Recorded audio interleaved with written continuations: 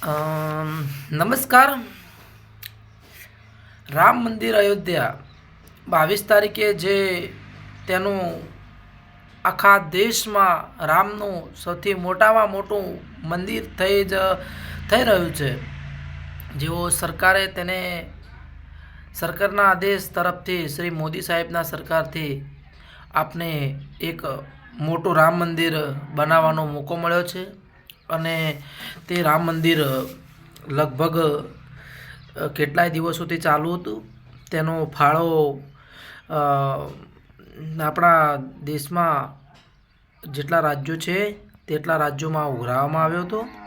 અને એ ફાળાનું આજે મોટું આપણું રામ મંદિર બન્યું છે. હિન્દુ ધર્મનું રામ મંદિર મોટામાં મોટું જે અયોધ્યા ઉત્તર પ્રદેશમાં બન્યું છે. હવે તેનું રામ મંદિરનું ભૂમિપૂજન થવા જઈ રહ્યું છે 22 તારીખના દિવસે.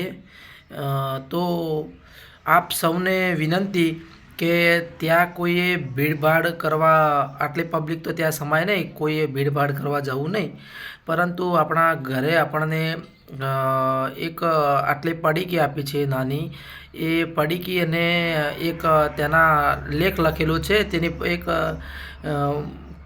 કાગળ પૂરતી બુક છે નાની, એને આગળ મૂકીને તેની પૂજા કરવાની આપણને રહેશે. અને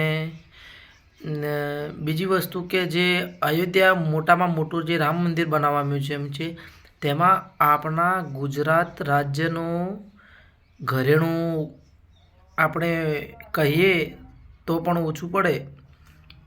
આપણા ગુજરાત રાજ્યનું ઘરેણું એવા એક રબારીભાઈ છે, એમને મોટામાં મોટી 108 ફૂટ લાંબી અગરબત્તી બનાવી છે. એ અગરબત્તી અયોધ્યા રામ મંદિરને ભેટ આપવામાં આવી છે. તો એ લગભગ 1.5 મહિના સુધી એ અગરબત્તી જલેલી રહેશે અને આખા અયોધ્યામાં સુવાસ આપતી રહેશે. રામ મંદિરનું ભૂમિપૂજનમાં એ અગરબત્તીનો મહત્ત્વનો ભાગ ભજવેલ છે.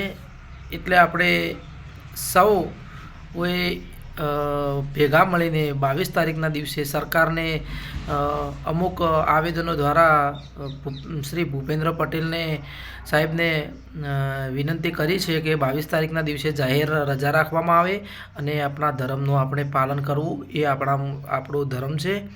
અને એ દિવસે આપણે 22 તારીખના દિવસે બધા ભેળા મળીને તેનું પૂજન કરીએ અને આ રામ મંદિરનો અવસર સુખમય અને શાંતિમય જળવાઈ રહે તે માટે આપણે મા ભગવતીને પ્રાર્થના કરીએ છીએ. જય હિન્દ, જય ભારત.